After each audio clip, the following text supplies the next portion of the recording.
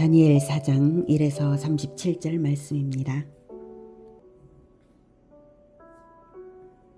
4장. 느부갓네살 왕은 천하에 거주하는 모든 백성들과 나라들과 각 언어를 말하는 자들에게 조서를 내리노라. 원하노니 너희에게 큰 평강이 있을지어다. 지극히 높으신 하나님이 내게 행하신 이적과 놀라운 일을 내가 알게 하기를 즐겨하노라. 참으로 크도다 그의 이적이요, 참으로 능하도다 그의 놀라운 일이요. 그의 나라는 영원한 나라요, 그의 통치는 대대에 이르리로다. 나 느부갓네살이 내 집에 편히 있으며 내 궁에서 평강할 때에 한 꿈을 꾸고 그로 말미암아 두려워하였으니 곧 내 침상에서 생각하는 것과 머릿속으로 받은 환상으로 말미암아 번민하였었노라. 이러므로 내가 명령을 내려 바빌론의 모든 지혜자들을 내 앞으로 불러다가 그 꿈의 해석을 내게 알게 하라 하였더라. 그때에 박수와 술객과 갈대아 술사와 점쟁이가 들어왔으므로 내가 그 꿈을 그들에게 말하였으나 그들이 그 해석을 내게 알려주지 못하였느니라. 그 후에 다니엘이 내 앞에 들어왔으니 그는 내 신의 이름을 따라 벨드사살이라 이름한 자요, 그의 안에는 거룩한 신들의 영이 있는 자라. 내가 그에게 꿈을 말하여 이르되, 박수장 벨드사살아, 내 안에는 거룩한 신들의 영이 있은즉 어떤 은밀한 것이라도 네게는 어려울 것이 없는 줄을 내가 아노니 내 꿈에 본 환상의 해석을 내게 말하라. 사랑하는 형제 여러분, 8월 15일 화요일 저녁 묵상에 오신 것을 환영합니다. 주전 605년 느부갓네살의 1차 침공으로 여호야김 왕과 귀족들이 포로가 되어서 바벨론에 잡혀갔죠. 그 중에 다니엘과 세 친구들은 속국 출신들로 구성된 3년간의 바벨론 학문 교육생에 선발되어서 왕실에 들어갔습니다. 어느 날 느부갓네살 왕은 특별한 꿈을 꾸었으나 그 꿈의 전모와 또 해석을 풀어줄 자가 없어서 바벨론의 모든 지혜자들을 죽이라고 하였고, 왕명을 들은 다니엘은 말미를 얻어서 세 친구에게 기도를 요청했습니다. 하나님께서는 기도하는 다니엘에게 환상을 보여주셨고요. 다니엘은 하나님을 찬양하고 왕에게 꿈을 해몽합니다. 그것이 2장이었죠. 이런 금신상이 이제 꿈속에 나왔던 것이고요. 그 꿈에서 금의 머리, 은의 두 팔과 가슴, 그리고 노새, 허벅지까지, 배와 허벅지, 그리고 철의 다리, 그리고 철과 흙의 발, 이런 금신상이었습니다. 그리고 그 금신상의 해석은 제국들의 이제 변화를 보여주는 것인데요. 그 제국들은 신바벨론 제국, 그리고 메대, 은의 팔과 다리는 메대 바사, 그리고 이제 놋 부분은 헬라 제국이고요. 그리고 철의 다리는 로마 제국이고요. 그다음 철과 흙이 섞인 부분은 로마 제국 이후에 명멸하는 모든 나라들의 시대입니다. 근데 이 시대들보다 더 중요한 것, 시대의 변화보다 더 중요한 것은 그 다음 부분이었는데요. 산에서 나온 돌이 발을 쳤을 때, 신상의 발을 쳤을 때 신상이 여름 타작마당의 겨처럼 다 사라졌다라고 하는 부분입니다. 그리고 이 돌은 커졌는데 온 세상에 이제 가득했다라고 하는 그러한 내용이었죠. 자, 이러한 내용을 이제 듣고 이제 다니엘이 이제 왕에게 높임을 받았고요. 3장에서는 그런데 이제 이 느부갓네살 왕이 이 꿈을 꾸고 오히려 이제 교만해졌죠. 금신상을 만들어 가지고 사드락 메삭 아벳느고까지도 이제 전하게 만들었습니다. 그러나 전하지 않은 그 사드락 메삭 아벳느고는 풀무불 가운데서 하나님께서 건져내시는 그런 장면이 나오죠. 그래서 풀무불 가운데에 사드락 메삭 아벳느고와 함께 그 네 번째 사람이 있었던 하나님의 아들도 느부갓네살 왕이 봤었습니다. 그래서 다시 그 사드락 메삭 아벳느고의 하나님을 높이는 그러한 조서를 내렸었죠. 자, 느부갓네살이 금신상의 금머리라고 하는 것은 하나님의 주권적 부여하심을 알라는 뜻이었는데, 오히려 자기가 높아져서 자기를 높이려고 금신상을 만들어 숭배하게 했던 것을 보았는데요. 세월이 더 흘러도 다시 그 교만 병이 도져서 제대로 혼이 난 사건이 오늘 나옵니다. 자기가 혼이 난 사건이었는데 너무나 놀라운 하나님을 생생하게 체험했기 때문에, 그리고 왕에 대한 소문이 이미 온 나라에 퍼져 있었기 때문에 조서를 내리지 않을 수가 없었을 것입니다. 그래서 그 조서 전문이 바로 이 본장, 사장에 그대로 옮겨놓은 것입니다. 느부갓네살의 어조로 그대로 옮겨놓은 것이에요. 자, 그래서 3장의 사건과는 별개의 사건들이고 하나의 이 사장 하나만도 이제 조서의 내용 하나만도 하나의 드라마입니다. 2절. 지극히 높으신 하나님이 내게 행하신 이적과 놀라운 일을 내가 알게 하기를 즐겨하노라. 참으로 크도다 그의 이적이여, 참으로 능하도다 그의 놀라운 일이여. 그의 나라는 영원한 나라요, 그의 통치는 대대에 이르리로다. 느부갓네살이 겪은 하나님이 내게 행하신 이적과 놀라운 일들은 바로 세 가지인데, 첫째는 2장에 나온 금신상의 꿈과 다니엘의 해석이었고요. 둘째는 3장에 나온 풀무불에서 사드락 메삭 아벳느고를 지켜주신 하나님의 체험이죠. 셋째는 바로 본장에 나오는 것인데, 본장의 내용을 먼저 요약해드리면요. 큰 나무의 꿈을 통해서 경고를 듣고도 회개하지 않은 결과 7대의 기간 동안 정신 이상 증세를 일으켜서 광야에서 짐승처럼 지내다가 은혜로 회복받은 사건입니다. 여기서 말하는 이적과 놀라운 일은 바로 이 셋째 사건, 큰 나무의 꿈과 7대의 정신병 체험입니다. 그러니 느부갓네살 왕은 여러 가지 체험들을 많이 했는데 이 마지막 체험이 가장 중요해요. 느부갓네살의 태도가 과거와 달리 매우 겸손해졌거든요. 이 조서를 쓰고 있음을 보면 이 조서의 내용 자체가 그렇죠. 7대의 정신병 체험으로 징계를 톡톡히 당하고 은혜로 회복되어서 비로소 하나님의 절대 주권과 영원한 나라를 인정하게 된 것 같습니다. 자, 4절. 나 느부갓네살이 내 집에 편히 있으며 내 궁에서 평강할 때에 애굽과의 3차 전쟁에서 승리하여서 이제 즉위 초기부터 시작한 정복 전쟁을 완료한 시점, 주전 568년경 이 일이 있었던 것으로 봅니다. 드디어 태평성대를 열고 만족했던 것이죠. 그때 한 꿈을 꾸고, 이게 10에서 17절까지의 내용입니다.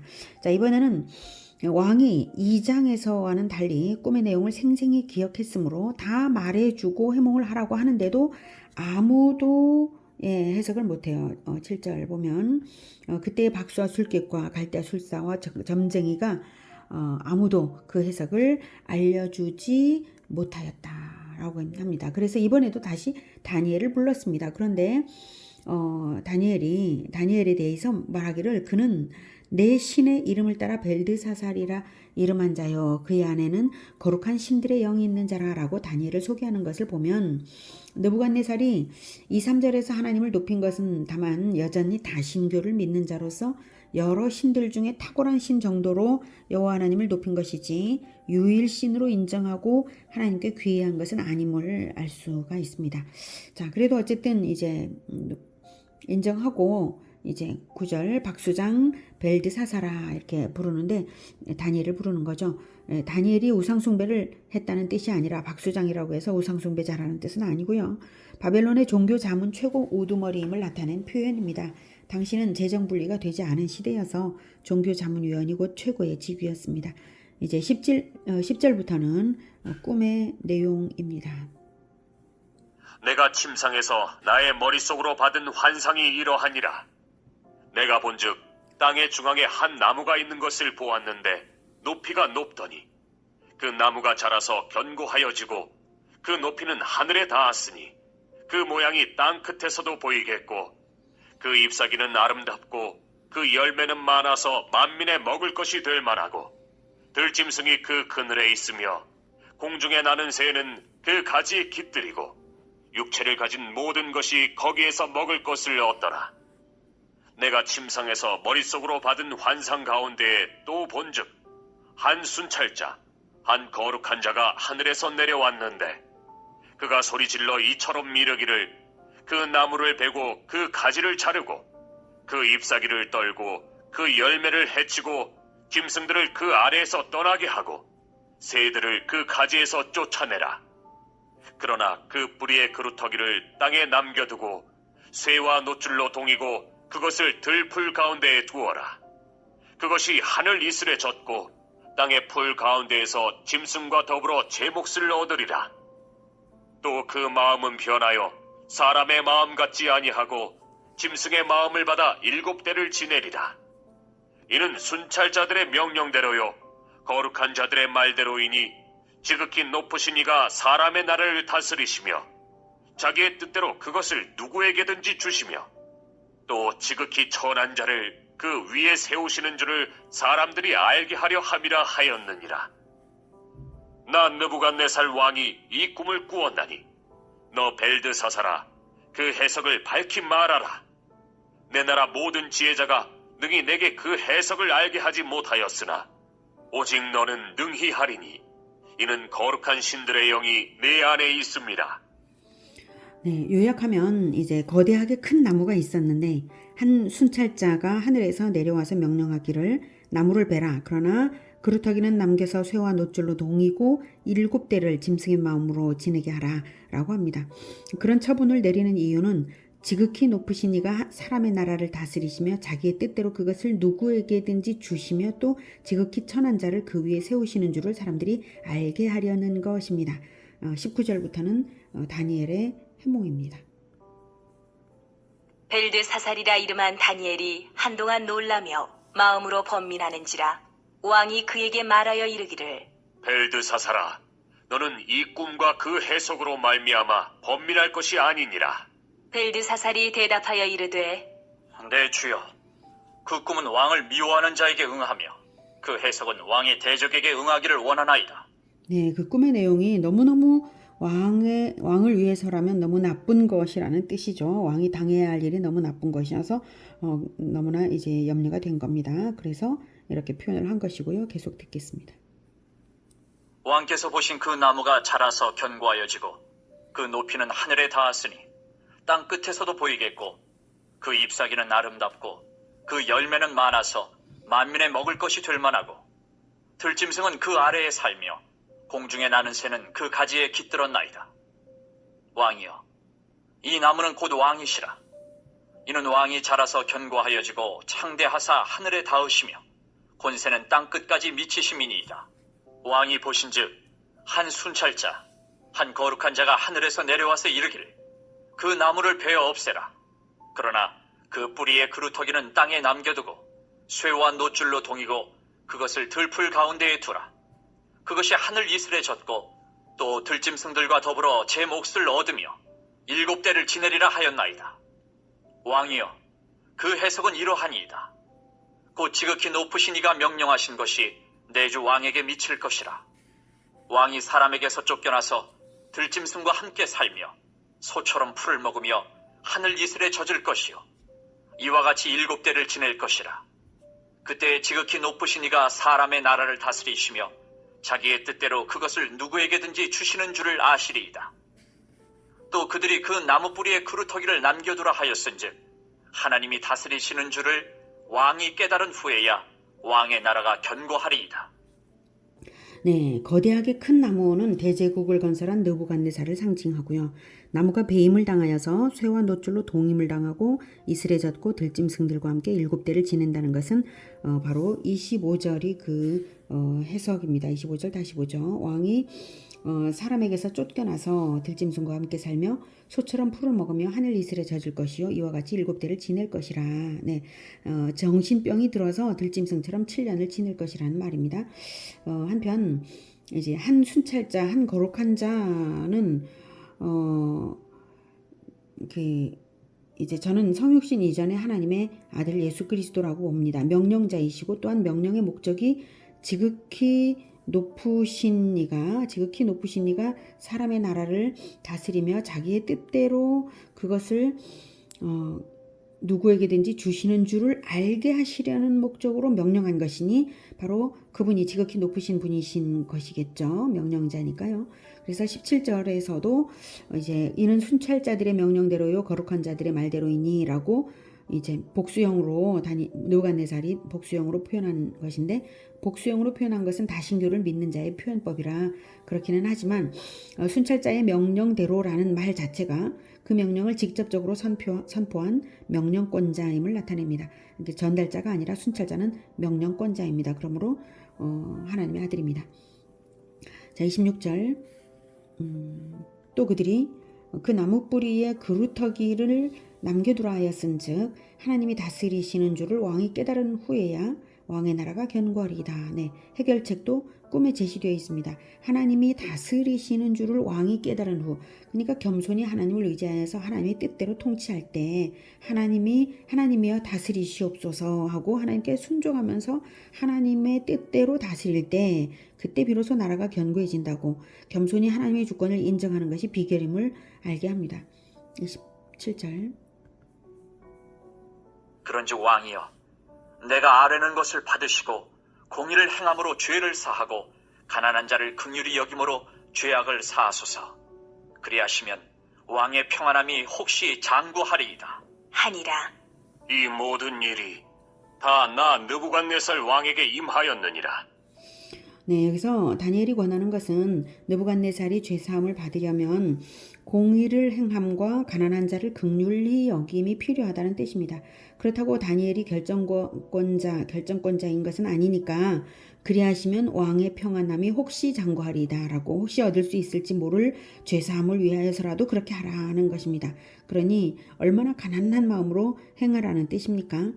그러나 28절 12달이 28절 이 모든 일이 다 느부갓네살 왕에게 임하였느니라 라는 걸 보면 결국 다니엘이 권고대로 하지를 못하고 교만을 버리지 못하여서 정신병이 들고 말았고 7대를 지냈고 그래서 겸손해지고 나서야 회복이 되었다라는 말입니다. 29절부터는 그 이루어진 일들을 말합니다. 12달이 지난 후에 내가 바벨론 왕궁 지붕에서 거닐세. 나 왕이 말하여 이르되 이 큰 바벨론은 내가 능력과 권세로 건설하여 나의 도성으로 삼고 이것으로 내 위엄의 영광을 나타낸 것이 아니냐 하였더니 이 말이 아직도 나 왕의 입에 있을 때에 하늘에서 소리가 내려 이르되 느부갓네살 왕아 네게 말하노니 나라의 왕위가 네게서 떠났느니라. 네가 사람에게서 쫓겨나서 들짐승과 함께 살면서 소처럼 풀을 먹을 것이요 이와 같이 7대를 지내서 지극히 높으신 이가 사람의 나라를 다스리시며 자기의 뜻대로 그것을 누구에게든지 주시는 줄을 알기까지 이르리라 하더라. 바로 그때에 이 일이 나 느부갓네살에게 응함으로 내가 사람에게 쫓겨나서 소처럼 풀을 먹으며 몸이 하늘 이슬에 젖고 머리털이 독수리 털과 같이 자랐고 손톱은 새 발톱과 같이 되었더라. 네, 29절에 12달이 지난 후에 예언대로 이루어졌다는 것이죠. 1년 후에 이루어진 것, 다니엘이 해몽을 한 지 1년 후에야 이루어진 것은 하나님께서 주신 꿈대로 되지 않도록 회개하라는 유예 기간이었습니다. 그런데 회개하지 않고 다니엘의 권유를 무시하고 교만함으로써 그 꿈대로의 저주가 다 이루어진 것이죠. 내가 바벨론 왕궁 지붕에서 거닐세. 이 왕궁 지붕이란 세계 7대 불가사의 중 하나로 꼽히는 공중정원을 가리키는 것으로 봅니다. 공중정원은 지금 뭐 유적이 추측으로 거기가 유적이다 이렇게 말하고는 있는 데가 몇 군데 있지만 확실하지는 않다고 해요. 아무튼 공중정원의 추측 그림을 한번 보죠. 네, 이렇게 이쪽에 물이 흐르고 있죠. 이렇게 높은 나무들을 숲을 조성했어요. 이렇게 높은 건축물 위에 이렇게요. 위에서 이 물이 흘러내리고요. 그리고 이것이 유적이라고 추정되는 곳이에요. 또 여기도 공중정원의 유적이라고 추정되는 곳이죠.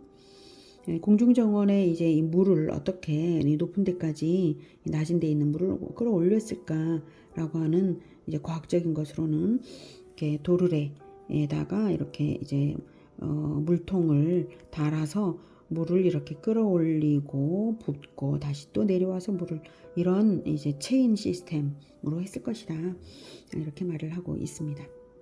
네. 자. 아무튼 이렇게 대단한 권세를 만들 정도였고요. 대단한 권세로 공중정원을 만들 정도였고요. 절대 권세의 상징인 그 궁궐의 지붕 위에서 한껏 자신의 치적을 만끽하면서 자만에 빠져서 말을 했습니다. 30절에 이 큰 바벨론은 내가 능력과 권세로 건설하여 나의 도성으로 삼고 이것으로 내 위엄의 영광을 나타낸 것이 아니냐. 이 말은 전에 다니엘이 해몽하여 준 바 하나님께서 권세를 주셨다는 사실과 각 제국의 권세는 다 하나님께서 주셨다는 사실과 또 마침내 산에서 나온 돌 하나가 금신상에 발을 쳤을 때 금의 머리를 포함해서 금신상 자체가 여름 타작마당에 겨같이 되어 바람에 불려 간 곳이 없었던 것, 그것을 기억하지 못했기 때문에 이런 발언을 한 것입니다. 사실 그 꿈은 경고로 받아들였어야 하는 꿈입니다. 금의 머리라서 기뻐할 것이 아니라, 교만할 것이 아니라 돌 하나가 쳐서 부서지는 끝부분이 바로 그 꿈의 핵심이었는데 말입니다.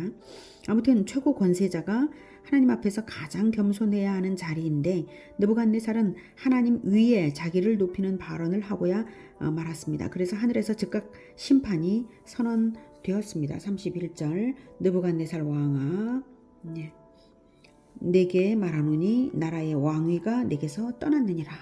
느부갓네살의 왕권이 박탈되었다는 말입니다.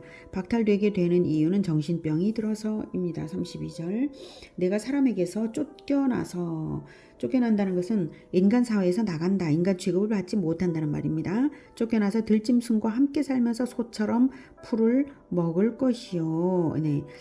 자신을 짐승으로 여기고 짐승처럼 행동하는 정신병에 걸려서 그렇고요. 의학에서는 이 질병의 이름을 인사니아 조안트로피카라고 합니다. 아무튼 그런 질병에 걸렸고요. 그 기간이 한시적이고 조건적인데요. 이와 같이 7대를 지내서 지극히 높으신 이가 사람의 나라를 다스리시며 자기의 뜻대로 그것을 누구에게 주시든지 주시는 줄을 알기까지 이르리라 하더라. 네. 7대의 여기서 7대의 때는 뭔지 정확히 몰라요. 때는 뭐 한 달인지 한 계절인지 1년인지 정확히 알 수는 없는데요. 계절이라고 치고 바벨론식으로 말한다면 바벨론은 1년을 여름과 겨울 2계절로만 세웠기 때문에 3년 반이 됩니다. 보통 이제 때가 지난다라고 하면 계절이 지나면 이제 때가 지났다 이렇게 하잖아요. 그래서 3년 반이 되는 거고, 그러면 이 기간은 이제 다니엘 7장에서 말하는 한때, 두때, 반때, 그리고 요한계시록의 42달, 1260일, 그리고 사흘 반, 이런 것들과 어떤 의미의 연관성이 있을 수 있다고 추정되는 부분입니다. 성경은 의도적으로 같은 숫자를 이렇게 이제 배치했거든요. 그래서 그것을 통해서 가르치고자 하는 바가 있습니다. 또한 예수님께서 공생애를 한 기간도 3년 반이라고 합니다. 3년은 넘고 4년은 안 되는, 정확하게 3년 몇 개월인지 이거 알 수 없지만 3년 반이라고 합니다. 아무튼 때에 관한 정확한 해석은 이제 어렵고요. 중요한 것은 7대라고 하니까 7은 완전수이기 때문에 상징성이 있다고 보고요. 느부갓네살이 자신의 교만을 뉘우치고 하나님의 절대성 앞에서 무릎 꿇도록 주신 일정한 징계의 기간이라고 보면 될 것입니다. 그 기간 동안 그 징계를 거치면 비로소 느부갓네살이 변화되는 그 완전한 기간입니다. 그렇게 하늘의 음성을 듣자마자 즉각 그 일이 시행되었습니다. 33절 바로 그때에 이 일이 나 느부갓네살에게 응함으로 내가 사람에게 쫓겨나서 소처럼 풀을 먹으며 몸이 하늘 이슬에 젖고 머리털이 독수리 털과 같이 자랐고 손톱은 새발톱과 같이 되었더라. 이렇게 실제로 당하였고요. 그러니 인간의 권세나 능력이 얼마나 하찮은 것인가를 뼈저리게 느꼈을 것입니다. 교만한 인간을 하나님께서 그렇게 치심으로써 하나님의 절대성을 체험시키신 것입니다. 생각해 보십시오. 거의 하나님만큼 높아지려고 하던 자를 낮춰서 인간 중에서도 가장 낮은 인간이 아니라 인간보다 더 낮은 짐승처럼 만드신 것이죠.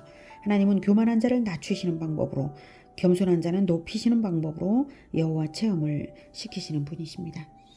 34절 그 기한이 참에 나 느부갓네살이 하늘을 우러러 보았더니 내 총명이 다시 내게로 돌아온지라. 이에 내가 지극히 높으신 이에게 감사하며 영생하시는 이를 찬양하고 경배하였나니 그 권세는 영원한 권세요 그 나라는 대대에 이르리로다. 땅의 모든 사람들을 없는 것 같이 여기시며 하늘의 군대에게든지 땅의 사람에게든지 그는 자기 뜻대로 행하시나니 그의 손을 금하든지 혹시 이르기를 네가 무엇을 하느냐고 할 자가 아무도 없도다. 그때 내 총명이 내게로 돌아왔고 또 내 나라의 영광에 대하여도 내 위엄과 광명이 내게로 돌아왔고 또 나의 모사들과 관원들이 내게 찾아오니 내가 내 나라에서 다시 세움을 받고 또 지극한 위세가 내게 더하였느니라. 네, 34절에 그 기한이 참해. 그 기한이 참해. 일단 징계에 들어가면 일정 기간의 징계를 거쳐야만 하는 것입니다. 이스라엘도 포로 생활 70년이 정해져 있었던 것처럼 말입니다. 그러니 지혜로운 자는 겸손한 자가 지혜로운 자입니다. 미리 하나님을 알아들이는 것이 지혜입니다. 경고의 말씀을 들었으면 제각 알아들어서 행실을 바로 잡아야 하는 것이지 똥인지 된장인지 먹어봐야만 알겠다면 어리석죠. 결국 정한 기간 동안 먹어볼 수밖에 말입니다. 자, 그런데 여기서 또 하나 중요한 초점은 그 기간이 한정되어 있었다는 사실과 징계의 기간의 목적은 다시 되돌리기 위해서였다는 것입니다. 하나님의 은혜죠.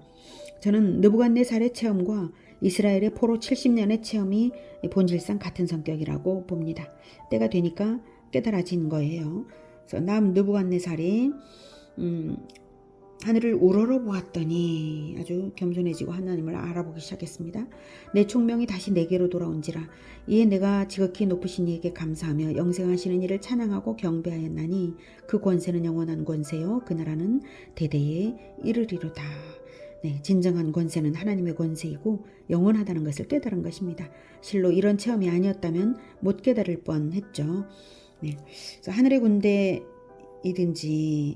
군대에게든지 땅의 사람에게든지 그는 자기 뜻대로 행하시나니 네, 하나님만이 진정하고 완전하신 주권자이고 주관자이신 것을 완전히 깨달은 것입니다. 네, 그의 손을 금하든지 혹은 이르기를 내가 무엇을 하느냐고 하나님의 손을 금하려고 하거나 또는 하나님이 무엇을 하느냐고 하나님께 따질 자가 아무도 없다 하는 거예요. 자기가 하나님 앞에서는 아무것도 아니라는 것도 알게 된 것이죠. 그리고 나서야 총명도 돌아오고 권세와 영광도 다 돌아왔습니다. 37절. 그러므로 지금 나 느부갓네살은 하늘의 왕을 찬양하며 칭송하며 경배하노니 그의 일이 다 진실하고 그의 행하심이 의로우심으로 교만하게 행하는 자를 그가 능히 낮추심이라. 네, 이 마지막 결론이 조서를 내리는 목적입니다. 교만을 버리고 겸손하라. 하나님 앞에서 겸손하라. 이것을 말하기 위해서 느부갓네살이 장문의 조서를 내린 것입니다. 하나님은 교만한 자의 대적이십니다. 교만은 패망의 선봉이고 하나님은 교만한 자를 낮추시고 겸손한 자를 들어 쓰십니다. 교만은 실로 마귀의 성향이고 마귀의 노선입니다. 하나님 앞에서 교만을 버리고 겸손으로 무장하여서 오직 하나님의 뜻대로 모든 것을 다스리는 우리 모두가 되기를 기원합니다. 기도하겠습니다. 하나님께서 우리를 왕같은 제사장으로 그리고 세상을 다스리는 자로 부르셨습니다. 우리가 지극히 겸손할 수 있기를 원합니다. 예수 그리스도처럼 참된 왕이신 예수 그리스도처럼 지극한 겸손으로 이웃을 사랑함으로써 하나님을 높여드리는 그런 우리가 되게 도와주시옵소서. 우리가 진정 예수님의 겸손을 그리고 예수님의 지혜를 충만하게 가지기를 원하오니 우리를 붙들어 채우시고 겸손으로 채우시고 인도하여 주시며 우리의 겸손을 통하여서 하나님께서 영광 받아 주시기를 간절히 원합니다. 예수님의 이름으로 기도드립니다. 아멘. 이어지는 시간은 개인 기도 시간입니다.